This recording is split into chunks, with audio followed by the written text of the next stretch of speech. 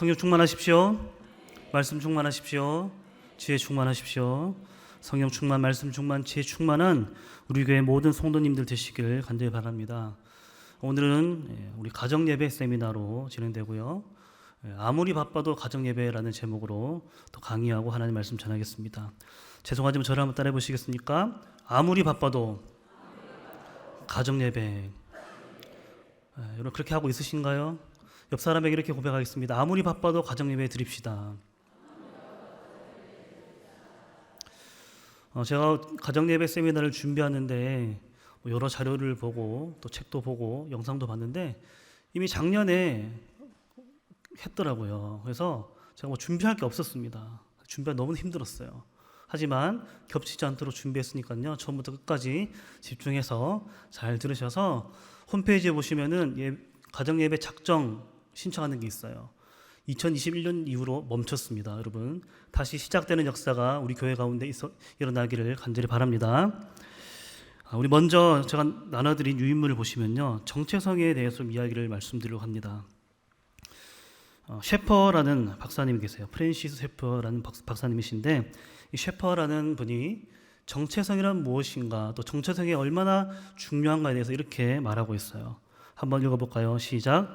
사람은 어떤 정체성을 가지고 있느냐에 따라서 삶이 달라진다. 아멘. 정체성이 무엇입니까, 여러분? 나는 누구인가 라는 거예요. 나는 누구인가. 내가 누구인가를 아느냐 모르냐에 따라서 삶이 달라진다는 것을 이 셰퍼 박사가 말을 하고 있는 것입니다. 옆 사람에게 좀 잠깐이지만 세미나니까요, 좀 자유롭게 이야기를 했으면 좋겠어요. 당신은 누구십니까? 물어보시고요. 나는 누구입니다. 이야기하시고요. 너무 길게 하지 마시고 빈칸이 있어요. 나는 땡땡땡입니다. 나는 누구입니다. 또 뭐 우리 가정은 땡땡땡입니다. 수식어가 있잖아요. 그 시간을 좀 갖도록 하겠습니다. 한 1분 정도 2명씩 3명씩 짝을 지어서 나는 누구입니다. 한번 소개를 한번 해보십시오. 소개를 못한다? 정체성에 대해서 불확실하다는 거예요.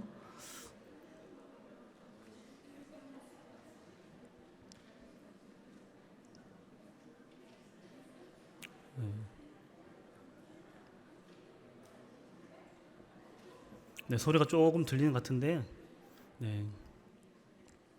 한번 집에 가서도 한번 해보십시오. 가족끼리 오늘 나는 누구입니다. 이 부분을 한번 생각해 보시고 함께 나눠 보시는 거예요. 그래서 나는 누구입니다. 그래서 저는 만약에 저에게 물으신다면 저는 이렇게 이야기할 것 같습니다. 저는 피아노입니다. 왜냐하면 물론 피아노를 참 좋아하기도 하지만 피아노에는 흰 건반이고 검은 건반이 있어요. 또 여러 음들이 있잖아요. 내 자신이 한 음만 고집하면 아름다운 음악이 될 수가 없습니다. 하지만 흰 건반과 검은 건반, 그리고 도레미파솔라시도가 어우러질 때에 한 음악이 나오는 것처럼 나의 인생도 그렇게 되길 원합니다. 이런 마음으로 피아노입니다. 이렇게 정해봤거든요. 이런 것처럼 여러분도 그렇게 한번 해보시길 바라요.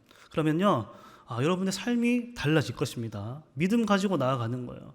셰퍼 박사가 하는 말이 그 말입니다. 나는 피아노입니다. 선포를 하면요, 그렇게 사라진다라고 하는 것입니다.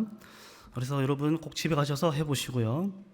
그러면 성경은 우리 믿음의 사람들에 대해서 누구인가, 나는 누구인가, 뭐라고 말하고 있는가를 살펴보겠습니다. 시편 27편 8절 말씀 함께 읽습니다. 시작. 너희는 내 얼굴을 찾으라 하실 때에 내가 마음으로 주께 말하되 여호와여 내가 주의 얼굴을 찾으리이다 하였나이다. 아멘. 제가 밑줄을 그었을 거예요. 얼굴을 찾으라 라고 되어 있습니다. 얼굴을 찾으라 라는 말이 무슨 뜻일까요? 물론 강의 안에 다 나와 있지만 얼굴을 찾으라, 얼굴을 찾으리이다 이 말에 대해서 세번역 성경을 알면요, 우리가 잘 이해할 수가 있습니다. 세번역 버전을 우리 함께 읽겠습니다. 시작. 주님께서 나더러 내게 와서 예배하여라 하셨을 때 주님 내가 가서 예배하겠습니다 라고 대답하였으니, 자, 얼굴을 찾으라고 뭐라고요? 예배하여라 라는 것입니다. 너 나한테 와서 예배해라 라고 하니까 뭐라고 대답합니까? 네, 예배하겠습니다. 이렇게 이야기를 하는 거예요.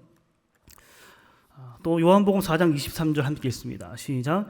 아버지께 참되게 예배하는 자들은 영과 진리로 예배할 때가 오나니 곧 이때라. 아버지께서는 자기에게 이렇게 예배하는 자들을 찾으시느니라. 아멘. 뭘 말씀드리려고 하냐면요, 성경은 우리의 정체성에 대해서 뭐라고 말씀하는가라는 것을 함께 나누고자 해요. 뭐라고 말씀합니까? 너는 나를 예배해야 할 예배자다라고 말씀하고 있는 것입니다. 저를 한번 따라해 보시겠습니까? 나는 예배자입니다. 옆 사람에게 당신은 예배자입니다. 그리고 이런 정체성을 가지셔야 돼요. 하나님께서 저 여러분을 왜 예수를 믿게 하셨고 왜 이 세상을 살아가게 하는가? 예배하기 위해서, 삶을 통해서 하나님께 영광을 올려드리기 위하여서 삶을 살아가게 하신다는 것을 기억하십시오. 그렇기 때문에 여러분, 예배자라는 정체성을 가지고 있느냐 없느냐에 따라서 우리의 삶이 달라진다고요. 예배자의 정체성을 가진 자들이 예배를 안 드리겠습니까? 주일 예배를 범할까요? 아니요. 이 정체성을 가지고 있다면 예배를 범할 수밖에 없는 상황이 있을 때에 어쩔 줄 몰라 할 것입니다. 또 반드시 예배를 드리고자 힘쓰고 애쓸 것입니다. 저는 이 정체성이 얼마나 중요한가 무서운가에 대해서 좀 저희 가정 이야기를 하겠는데요. 저희 초등부에서 이제 초등학교 2학년 아들이 한 명 있고요. 6살짜리 딸이 한 명 있습니다. 초등부서에서 참 좋은 걸 하더라고요. 이야기 성경이라는 성경책이 있어요. 그래서 이야기 성경을 매일마다 읽게 합니다. 그리고는 읽은 것을 확인해서는 선물을 주는데 선물도 좋아요. 선물도 중요하지만 아이들이 매일마다 성경을 읽어달래요. 초등학교 2학년은 직접 읽고요. 6살은 읽어달라고 합니다. 하루는 집에 가서 피곤하잖아요. 누워있는데 딸이 아빠 성경 읽어주세요. 또 저희는 집에서 자기 전에 항상 기도를 해줍니다. 아빠 기도해 주세요. 아들하고 딸이 이렇게 말해요. 그러면 피곤하다고 엄마한테 해달라고. 그래서 사실 저희 가정은 거의 제 아내가 다 합니다. 그런데 한 번은 제가 설득한 적이 있었습니다. 엄마한테 하라고 해라. 엄마한테 해달라고 해라. 이렇게 말하니까 저 6살 딸이 하는 말이 뭔지 아세요? 김동리 목사 성경 읽어줘야지. 이렇게 얘기하는 거예요. 제가 그때 내 정체성이 무엇인가에 대해서 다시 한번 이렇게 깨달았던 그런 경험이 있어요. 여러분, 정체성 굉장히 중요합니다. 그리고 예배자라는 것을 기억하십시오. 그래서 여러분, 왜 정체성에 대해서 이야기하자면요, 가정 예배를 이야기하기 위해서는요, 기본부터 다져야 됩니다. 먼저 내가 예배자다. 교회에서만 예배자 아닙니다, 여러분. 어떤 분들은 교회에서의 모습과 가정에서의 모습과 직장에서의 모습이 다른 분들이 계세요.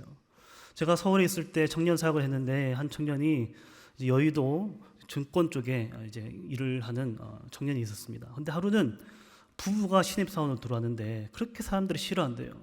왜 싫어하는가?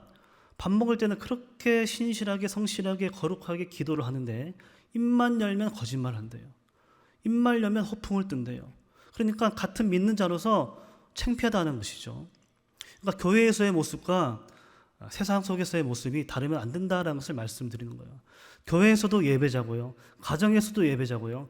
또 세상 속에서도 직장에서도 우리는 예배자의 정체성을 가지고 살아가야 된다라는 것을 말씀을 드리는 것입니다. 그렇다면 우리는 예배자라는 정체성을 가졌는데 예배란 무엇인가? 예배에 대해서 여러 정의가 있고 여러 견해들이 있습니다.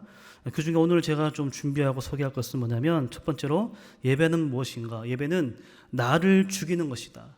나를 죽이고 하나님께 엎드리는 것이다. 또 엎드려서 절하는 마음으로 나아가는 것이다. 또 드리는 것이다. 여러분, 참고로 기도했습니다. 이거 잘못된 말인 거 아시죠? 과거형입니다. 기도합니다라고 하는 거예요. 기도합니다. 또 예배 본다가 아니에요. 물론 우리가 실시간 영상으로 볼 수도 있겠지만 정확한 표현은 예배 본다가 아니라 예배 드린다라는 것입니다. 예배한다, 예배 드린다. 어떻게 해서 이 엎드려 절하는 마음으로 예배를 드리는 것이 예배인가? 프로스키네오라는 단어가 있습니다. 절하다, 엎드리다, 입맞추다라는 의미를 가지고 있는데 두 단어의 합성어입니다. 첫 번째는 프로스라는 단어고요. 어떤 방향을 나타내는 전치사입니다. 두 번째 단어는 퀴온입니다. 개입니다. 개. 멍멍이입니다. 멍멍이. 이거 뭐냐면 충실한 개가 주인의 몸에 입을 맞추듯 또 주님 앞에 엎드려 절하듯 나아간다. 그런 의미가 되겠습니다. 또 어떤 사람이 종이 주인의 발에 입 맞추는 행위, 이것은 이런 행위를 뜻할 때 프로스키네오를 말하는데요. 이 의미는 뭐냐면 나는 죽습니다. 나는 당신의 것입니다. 이런 의미가 있는 것입니다. 이게 바로 예배라는 거예요. 나를 죽이는 것, 겸손히 하나님께 나아가는 것, 엎드리고 절하는 마음으로 나아가는 것, 드리는 것, 그게 바로 첫 번째 예배의 정의라는 것입니다. 두 번째 예배는 뭐냐면 이 예배는요, 기독교의 핵심입니다. 얼마나 중요한가. 책 중에 이런 책이 있어요. 앨리슨 시어트웨의 여러 명이 공동 지은 책인데요. 최고의 예배를 디자인하라라는 것입니다.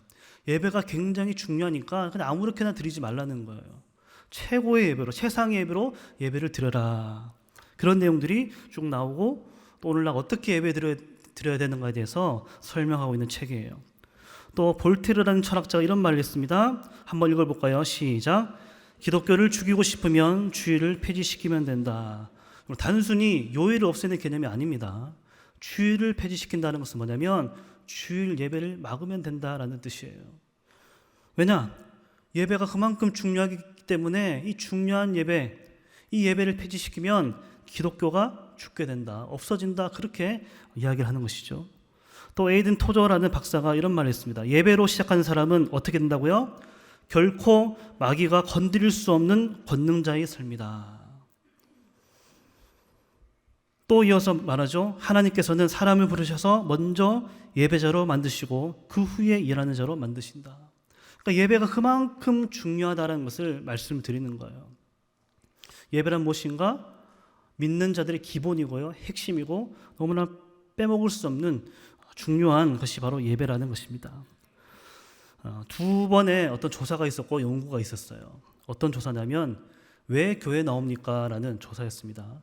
왜 교회 출석하는가? 청소년들을 대상으로 조사한 건데 교회 출석하는 이유에 대해서 웨스 블랙이라는 이제 지금 은퇴한 교수님이신데 사우스 웨스턴 신학교 출신의 어떤 교수님이세요.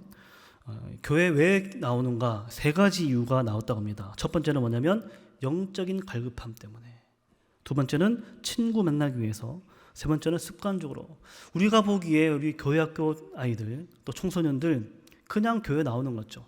교회 가라고 하니까 나오는 것 같잖아요. 물론 그런 아이들도 있습니다.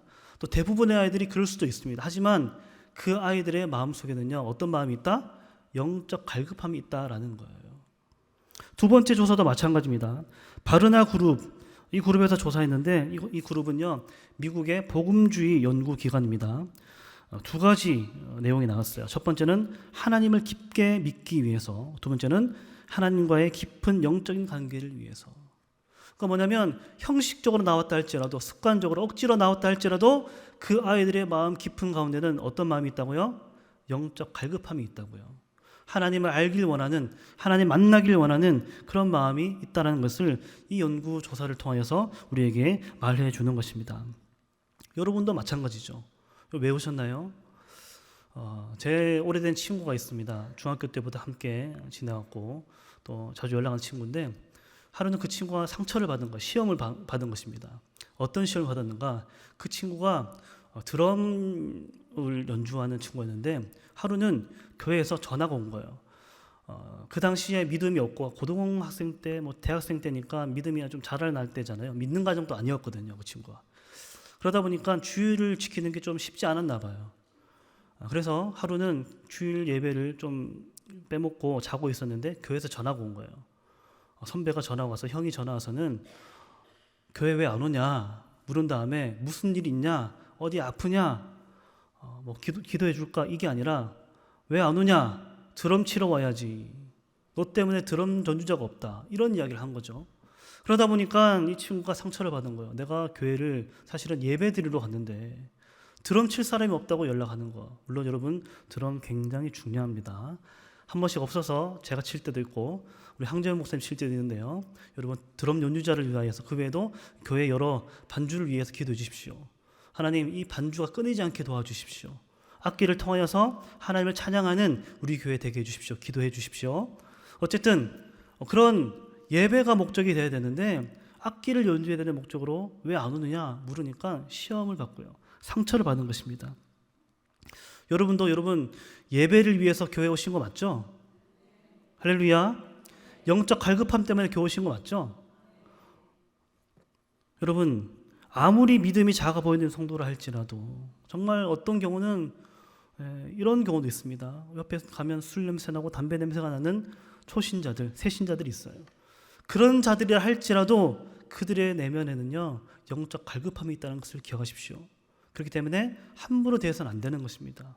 물론 악취 때문에 힘들 수가 있습니다. 그럼에도 불구하고 영적 갈급함을 사모하는 그 심령을 기억하시고 사랑으로 대해 주십시오.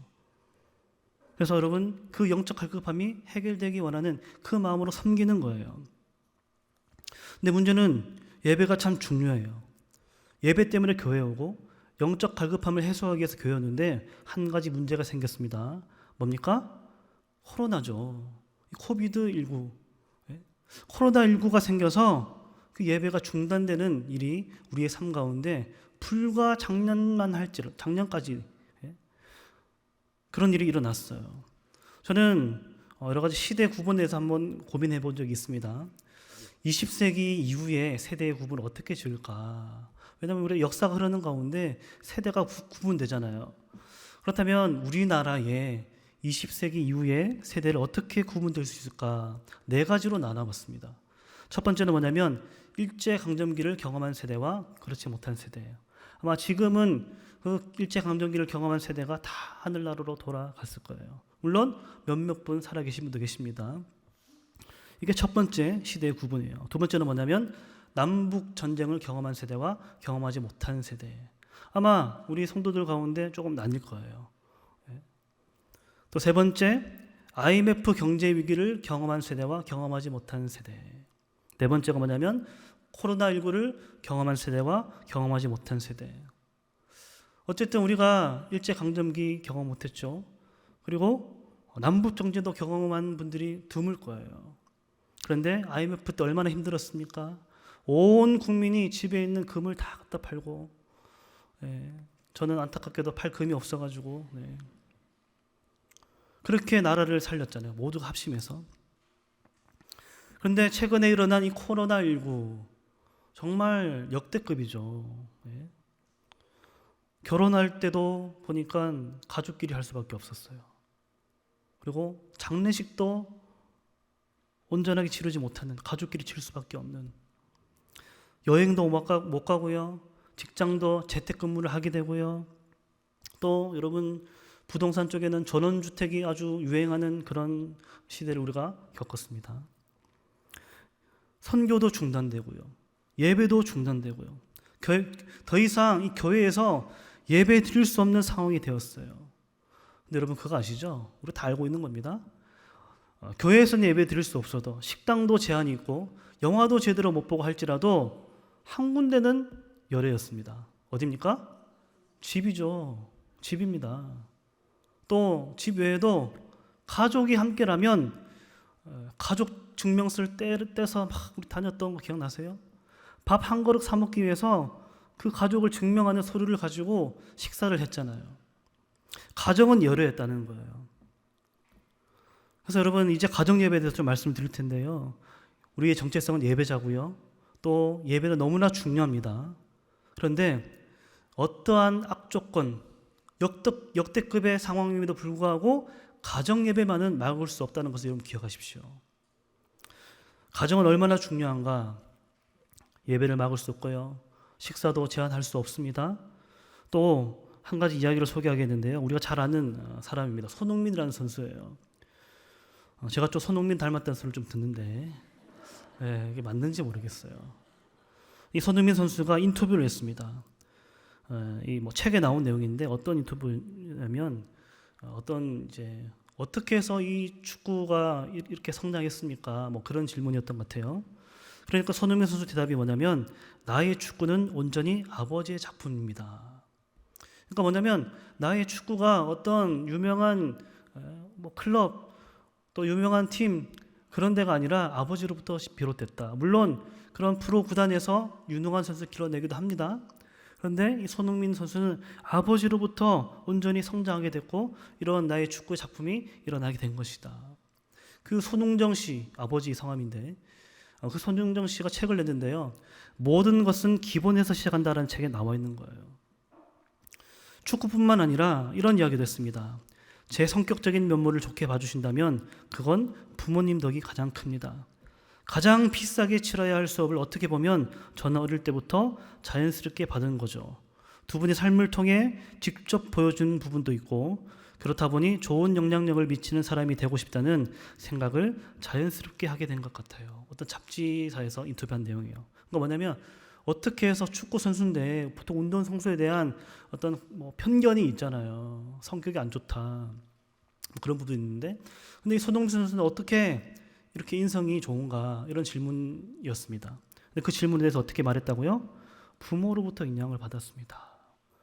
그 부모가 어떠한가? 실제로 제가 아는 후배 중에 어떤 마케팅 홍보 행사 쪽에 다니는 동생이 한 명 있는데요. 후배가 한 명 있는데 작년쯤인가요? 작년쯤에 한 행사가 있었어요. 손흥민 선수가 한국으로 돌아와서 어떤 이제 기념 행사를 하는데 그 손흥민 선수를 보기 위해서 아버지가 그 행사장에 왔더랍니다. 무더운 여름날이었는데 얼마나 덥습니까? 이제 점점 더워지잖아요. 그런데 옥상에서 그것을 진행했대요. 옥상에 이제 풋살장을 만들어 놓고는 진행했는데 이제 계획에 없던 일이 벌어진 거죠. 아버지가 온 것입니다. 그러다 보니까 손님 맞을 곳이 없었던 거예요. 한 구석에 한 약간 골반 같은 것이 있었는데 선풍기도 없고 그냥 그곳에서 잠시 대기하도록 안내를 했는데요. 한 1시간이 지났는데 땀을 뻘뻘 흘리시는 거죠. 죄송하다고 이렇게 귀한 분 모셨는데 이렇게 자리를 잘 준비하지 못해서 죄송합니다. 그렇게 이야기하니까 아니라고 자기가 약속도 없이 예약도 없이 온 거라서 괜찮다고 그렇게 이야기를 했다는 거예요. 근데 그것이 어떤 유명인이기 때문에 그냥 인사치레를 한 말이 아니라 정말 그 아버지를 보니까 이래서 손흥민 선수가 인성이 좋구나라는 것을 깨달았다라고 직접 대화해보고 경험한 후배가 이야기를 해주더라고요. 제가 그걸 듣고는 정말 부모의 역량, 이 가정이 정말 중요하구나라는 것을 깨닫게 되었습니다. 그래서 여러분, 이 손흥민 선수는요, 칭찬만 받는 것이 아니에요. 단순히 실력이 좋아서 칭찬만 받는 것이 아니라 온 국민의 사랑을 받잖아요. 왜 그런가? 그 인성 때문에 요즘은요, 아무리 실력이 좋아도 인성이 안 좋으면, 성격이 안 좋으면요, 바로 기사가 뜹니다. 바로 SNS에 올려지고요, 선수 생활 접습니다. 그런데 이 손흥민 선수는 아니었다는 것이죠. 실력만큼이나 인성도 좋았다. 그래서 다시 한번 거듭 말씀드립니다. 그것이 어디로부터 왔는가? 가정에서부터 왔다. 부모로부터 영향을 받았다. 그러니까 뭘 말씀드리려고 하냐면요, 부모의 역할이 얼마나 중요한가, 또 이 가정의 중요성이 얼마나 대단한가를 말씀드리는 것입니다. 근데 여러분, 이 코로나19로 인하여서 부모의 역할, 이 가정의 중요성이 훨씬 더 커져버린 거 아시죠? 어쩌면 지금 우리가 살아가는 이 시대는요, 믿음을 쌓기보다 믿음을 지키기 위해 싸워야 하는 시대일 수도 있습니다. 지금까지 싸워왔던 거 지키는 게 얼마나 힘든지 그런 시대가 우리가 살아가고 있다는 거예요. 그런데 여러분, 가정이야말로 믿음을 지킬 수 있고 제약 없이 예배할 수 있는 곳입니다. 그 어느 때보다 가정이 중요해졌다는 것입니다. 그 중에 제가 자료를 2개 준비했는데 첫 번째는 뭐냐면 기독교 청소년에게 신앙적으로 가장 큰 영향력을 준 사람은 누구인가 했어요. 1위가 2019년 조사에서는 1위가 어머니가 53%, 2위가 목회자 33%였거든요. 21년, 2년 후에는 어떻게 됩니까? 목회자는 없어졌어요. 주여. 네. 목회자 할 역할도 있어야 되는데, 그렇죠? 근데 여러분, 아버지가 그만큼 중요해졌다는 거예요. 어머니가 54%, 아버지가 33%. 87%나 부모의 역할이 중요하게 됐다는 것을 말씀드리는 거예요. 청소년이 이 정도면 초등학생은 어떨까요? 말할 것도 없죠. 미취학 아동들은 훨씬 부모의 역할이 더 중요할 것입니다. 또 코로나 이후에 신앙에 가장 크게 도움을 받고 있는 것은 무엇인가 조사를 했는데 1위가 뭐냐면 2019년도에 예배와 설교였습니다. 예배 설교 중요하죠, 여러분. 그래서 여러분, 담임 목사님 비롯하여서 모든 목회자들 위해서 기도해 주셔야 돼요. 예배를 위해서 기도하셔야 됩니다. 하나님, 매주 드려지는 예배를 통하여서 또 담임 목사님을 통하여서 모든 목회자를 통하여서 강단에서 선포되는 모든 설교 말씀들이 은혜 받게 도와주십시오. 하나도 땅에 떨어지지 아니하고 다 열매 맺게 해주십시오. 그렇게 기도를 해주셔야 돼요. 60%나 됩니다. 또한 이전에는 집회가 있었고요, 수련회가 있었습니다. 그 집회와 수련회를 통하여서 37%나 돼요. 그러니까 뭐냐면 예배, 설교, 집회, 수련회를 통해서 97%나 영향을 받았다는 것입니다. 근데 여러분, 이제 코로나 이후에 어떻게 됐습니까? 예배와 설교 여전히 중요합니다. 50%나 돼요. 근데 새로운 게 나왔죠? 뭐가 나왔습니까? 가정 예배가 27%였습니다. 이전에 조사할 때는 8%였다고 합니다. 그런데 무려 3배 더 이상, 그렇죠? 거의 막 3.5배 가까이 증가했다는 거예요. 이 부모의 역할, 가정의 중요성, 특히 가정 예배가 얼마나 중요한가를 말해주는 자료입니다. 그래서 여러분, 코로나 이전과 이후, 시대도 코로나 이전과 이후로 나뉘지만요, 우리의 신앙도, 우리의 사업도, 학교도, 또 모든 분야가 코로나 이전과 이후로 나뉘고 있어요. 여러분의 신앙은 어떻습니까? 여러분의 가정은 어떻습니까? 우리의 교회는 어떻습니까? 코로나 이전과 이후 믿음이 좀 더 성장했다, 정말 신실해졌다, 더 열심으로 신앙생활하고 있다, 이런 자들이 있고요. 오히려 코로나 이후로 교회도 안 가고 영상으로 예배도 드리지 않고 집중도 잘 안 되니까요. 그런 자들도 있어요. 그런데 다 그런 건 아니지만 대부분 여러 가지 제가 기사라든지 여러 자료들을 보니까요, 무엇을 중심으로 바뀐지 아세요? 가정 예배를 드리는 사람과 드리지 않는 사람이 그렇게 차이가 나더라. 집에서 교회로 오지 못할 때에 가정에서 예배 드린 그 가정은요, 믿음이 더 좋아졌어요. 지난번 4월부터 부모 교육을 시작하였습니다. 구페어런팅 시작하였는데, 그때 첫 번째 강의 때 오신 김형석 교수님, 작년 2월에 우리 교회에 오셔서 가정 예배 세미나를 하신 분이세요. 그분이 이제 픽업을 하고 또 모셔드리면서 이런저런 이야기를 나눴습니다. 여러분, 충신교회는요, 이미 부모 교육은요 12년 넘게 했습니다. 그리고 올해부터는 뭘 시작하냐면 조부모 학교를 시작한대요. 근데 우리는 이제 1회 하고 있잖아요, 그렇죠? 심지어는 가정 예배를 또 지금까지 계속 들었는데, 처음에는 12가정이 들기 시작했대요. 매년마다 1년에 한 번씩 가정 예배 세미나를 하는데 어떤 선착순으로 12가정을 제한한대요. 처음에는 12가정 소수만 들었는데 점점 이게 늘어나서 지금은 70%가, 교회 성도들의 70%가 가정 예배를 드리고 있다라고 이야기를 해주시더라고요. 자, 그 이야기를 들으면서 한 가지 소망이 생겼습니다. 소원이 생겼어요. 하나님, 우리 교회, 우리 산성교회도 그렇게 되길 소망합니다. 지금 이 가정 예배 2021년 이후로 한 45명 작정이 멈췄잖아요. 우리 교회의 이 가정 예배의 현 상황이 변화되게 해주십시오. 다시 가정 예배가 시작되게 해주십시오. 70% 넘어서 80%, 90%가 가정 예배 드리는 교회가 되게 해주십시오. 그런 마음으로 기도하고 또 이야기를 들었습니다. 여러분도 동일한 마음일 줄로 믿습니다. 제가 교육부 총괄하면서 다니엘 중등부를 담당하고 있는데요, 말씀을 전하다 보면요, 꼭 뭐 중등부 예배뿐만 아니에요. 모든 예배 시간에 말씀을 전하다 보면 유독 눈에 띄는 분들이 계세요. 특히 아이들은요 더 띕니다. 그런데 여러분, 저는 말씀 중에 질문을 좀 많이 하는 편이에요. 그런데 질문하면 꼭 대답하는 아이가 있고요, 대답하지 않는 아이가 있습니다. 대답하는 아이들이 보니까요, 지금 중등부 신방을 하고 있는데 가정마다 방문하여서 함께 예배드리고 말씀 나누고 하고 있습니다. 근데 그렇게 하면서 물어봐요. 혹시 가정 예배 드립니까? 예배를 드린대요. 예배 시간에 눈 똘망똘망하게 보면서 대답을 또박또박 하는 친구들 보면요, 가정 예배를 드리고 있는 가정이었습니다. 또 어떤 한 아이는 중학교 1학년 아이인데 박모군입니다. 박모군. 지난번 온가족 축복 예배를 드리는데 담임 목사님께서 말씀을 전하시는데, 예배가 끝난과 동시에 그 나눔지를 다 빽빽하게 적고는 목사님 다 적었어요. 네? 목사님에게 전달해 주세요. 어떤 교사에게 전달했다 하더라고요.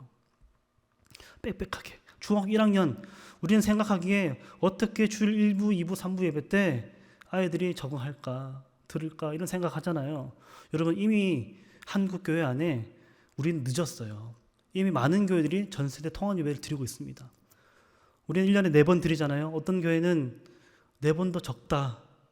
매달 드리는 교회도 있고요. 작은 교회뿐만 아니라 큰 교회들도 그렇게 하고 있습니다.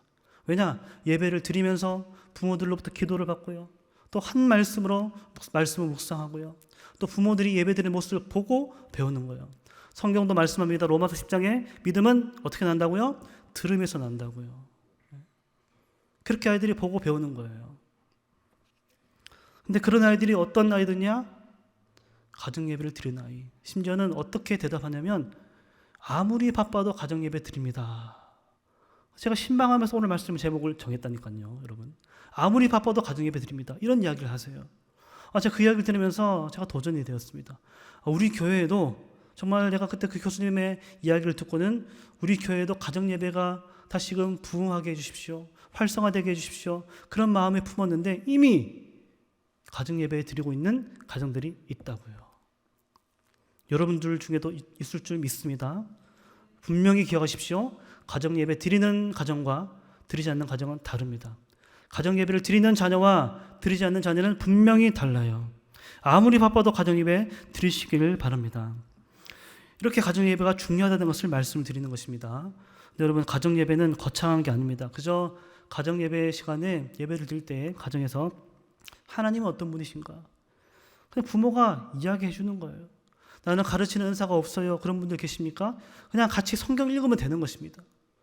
저도 이제 출가를 하기 전에는 매일마다 아침 저녁으로 가정 예배와 기도회를 드렸어요. 지금도 저희 본가에 가면 저희 어머니께서 매일마다 요일별로 기도 제목을 적은 노트가 있습니다. 그게 1년, 2년, 3년, 5년, 10년 하다 보면요, 내용이 추가되고요, 노트가 한 여러 장 되는데 눈은 보지만 무의식적으로 외워서 이야기를 하게 돼요. 또 아들이 사역을 한다고 사역하는 교회를 위해서, 여러분들을 위해서도 기도하고 계십니다. 그 가정 예배 시간에. 그러면 우리가 왜 가정 예배를 드려야 되는 것을 말씀을 드리고 마치겠는데요. 저희 집안 이야기를 좀 하겠습니다. 이때까지도 계속했지만 또 하겠습니다. 저는 할아버지를 본 적이 없습니다. 할아버지를 만난 적이 없어요. 그래서 할아버지의 사랑이 뭔지를 몰라요. 왜 그런가? 저희 할아버지는 아버지가 5살 때 돌아가셨습니다. 아버지도 아버지의 사랑을 받지 못했습니다. 그래서 한때는 아버지가 아버지로서 어떤 역할을 해야 될지 좀 어색해하고요. 어려워했었습니다. 그런데 어쨌든 아버지가 5살 때 할아버지 돌아가셨으니까 그 당시 아버지 형제가 4남매거든요. 할머니 혼자서 4남매를 키우는데 얼마나 힘들겠습니까? 그럼에도 불구하고 제가 들은 이야기는 뭐냐면 할머니께서 빠짐없이 아무리 바빠도 가정 예배를 드리셨대요. 가정 예배를 드리셨습니다. 자녀들에게 유일하신 그 하나님, 오늘 신명기 말씀 우리가 읽었잖아요. 유일하신 그 하나님을 자녀에게 가르쳐라, 말씀을 강론하라 이야기하고 있잖아요. 그 이야기를 수십 년 전부터 홀로서 그 가정 예배를 인도하셨습니다. 그 결과 어떻게 된지 아십니까? 제가 예전에 말씀드렸죠. 믿음의 대수가 6대 7대, 제가 6대 7대입니다, 여러분. 제 아들은 7대 8대인 거예요. 그렇게 믿음이 끊이지 않냐고 믿음의 대수가 이어져 가고 있습니다. 또 온 가족이 구성이 어떻냐면 다 목사님이에요. 또 목사 아니면 장로예요. 교회 중직을 맡아서 믿음의 사명을 감당하는 가문이 되었습니다. 우리 이런 질문을 하죠. 부모가 그리스도인이라면 자녀는 당연히 그리스도인으로 자라는 것 아닌가요? 내가 믿는데 당연히 자녀는 예수를 잘 믿겠죠? 아닙니다. 당연히 아닙니다, 여러분. 당연한 것은 아니에요. 사역을 하다 보면 많이 듣는 말이 있습니다. 그 중에 하나가 뭐냐면 내가 왕년에는 신앙생활을 했습니다. 잘했습니다. 왕년에는 새벽기도도 안 빠지고 주일 예배도 잘 숨기고 찬양팀도 하고 교사도 하고 또 우리 아이들도 그렇게 예배를 빠지지 않고 신실하게 다녔는데 그게 끝이에요. 그래서 지금은 어떻습니까? 물어보면 글쎄요, 언제부터인가 교회를 안 가요. 좋은 대학 가면 교회 다닌다고 하더니 취직하면 간대요. 취직하면 간다고 하더니 결혼하면 안 돼요. 근데 믿지 않는 자와 결혼하여서 아직까지도 교회를 가지 않는 자들이 너무나 많지 않습니까? 왜 그랬을까요? 여러 이유가 있겠죠. 정답은 없습니다. 하지만 오늘 말씀을 준비하는 가운데 또 지금까지 사역하는 가운데 보고 깨닫고 느낀 것은 뭐냐면 가정 예배가 끊겼다라는 거예요. 여러분 혼자서라도 드리십시오. 나 혼자 우리 가족들 가운데 나 혼자 믿습니다. 혼자서라도 드리는 거예요. 한 청년이 있었는데요. 그 청년이 제가 이제 사역을 할 때에 그 청년 혼자서 가정 예배를 드렸습니다. 그러더니 어느 날 조용히 어머니가 성경책을 가지고 자리에 앉는 거예요. 이제부터는 같이 드리자. 같이 드리자. 그렇게 변화되는 것을 들었습니다. 사무엘을 보십시오. 사무엘이 얼마나 완벽합니까? 그래서 흠이 있어요. 자신의 삶에 대해서는 흠이 없지만 그 흠이 무엇입니까? 자녀 양육을 망쳤습니다. 그 두 아이를 어떻게 합니까? 아버지의 행위를 따르지 아니한다라고 성경 기록하고요. 자신의 이익을 따라 행했습니다. 뇌물을 받아서 판결을 하였어요. 뇌물 받으면 판결을 옳게 할 수 있겠습니까? 못하죠. 그런데 그 아들들이 그랬다는 것입니다. 사무엘은 그렇게 훌륭한 믿음의 선지자인데 어떻게 해서 그 선지자 가운데 이런 아들이 나왔을까? 왜 그런가? 당연한 것은 없다라는 것입니다. 오늘 본문 6장 말씀 분명히 말씀인데 우리 6절 7절 함께 읽겠습니다. 시작. 오늘 내가 내게 명하는 이 말씀을 너는 마음에 새기고 내 자녀에게 부지런히 가르치며 집에 앉았을 때든지 길을 갈 때든지 누워 있을 때든지 일어날 때든지 이 말씀을 강론할 것이며 분명히 말해요. 내 자녀에게 부지런히 가르치라. 그냥 종종 가르쳐라 아닙니다. 띄엄띄엄 가르쳐라. 1년에 한두 번 명절 때만 가르쳐라. 그때만 예배해라 아닙니다. 여러분. 부지런히 가르치라 말씀하고 있어요. 이 부지런히에 대한 개념들이 다 다를 거예요. 어떤 사람은 한 달에 한 번 정도는 부지런하다. 어떤 사람은 일주일에 한 번 정도면 부지런하다라고 생각할 수 있겠는데 공동 번역에 이걸 어떻게 번역하면 이렇게 됩니다. 이것을 너희 자손들에게 거듭거듭 들려주어라. 거듭거듭 들려주어라. 부지런히 가르치라 이 말은요. 거듭거듭 들려주어라 이 말입니다. 여러분. 거듭거듭이 무엇입니까? 거듭거듭은요. 될 때까지 하라는 거예요. 믿음이 생길 때까지 하라는 것입니다. 10번에서 안 되면 11번 해야죠. 10번에서 안 되면 20번 해야 됩니다. 될 때까지 하는 거예요. 잠언 22장 6절 마땅히 행할 길을 아이에게 가르치라. 그리하면 늙어도 그것을 떠나지 아니하리라. 여러분 가정예배 다시 한번 시작합시다. 다시 시작하는 거예요. 처음부터 무리한 저는 매일 하겠습니다. 여러분 처음부터 무리하게 하지 마십시오. 처음에는 할 수 있는 범위 안에서 하는 거예요. 그러다가 점점 횟수를 늘리는 것입니다. 점점. 운동할 때도 마찬가지잖아요. 제가 지난 주일 저녁에 축구를 했는데요. 정말 몇 달 만에 축구를 했습니다. 그러니까 그 다음 날부터 다리가 아주 제대로 걷지를 못해요. 그래서 신방 갈 때 우리 교사들이 무슨 어디 다치셨냐고 하지만 축구를 해서 그렇다고. 운동도요. 안 하다가 하면요. 부상을 입습니다. 신앙도 마찬가지고요. 가정예배도 마찬가지인 거예요. 처음 시작할 때 할 수 있는 범위 안에서 차근차근 시작하는 거예요. 그래서 여러분 오늘 말씀 오늘 내용 기억하십시오. 기억하시고 여러분 안에 그 가정 안에 가정예배가 다시 시작되고 회복됨으로써 이 시대 가운데 믿음 흔들리지 아니하고 그 사무엘의 두 자녀처럼 그런 자녀 되지 않기를 바랍니다. 여러분보다 더 훌륭한 믿음의 자녀들이 일어나게 되기를 원합니다. 그래서 그런 가정들이 일어나서 귀하게 쓰임받는 우리 모든 교회 성도님들 수 있기를 간절히 축원합니다.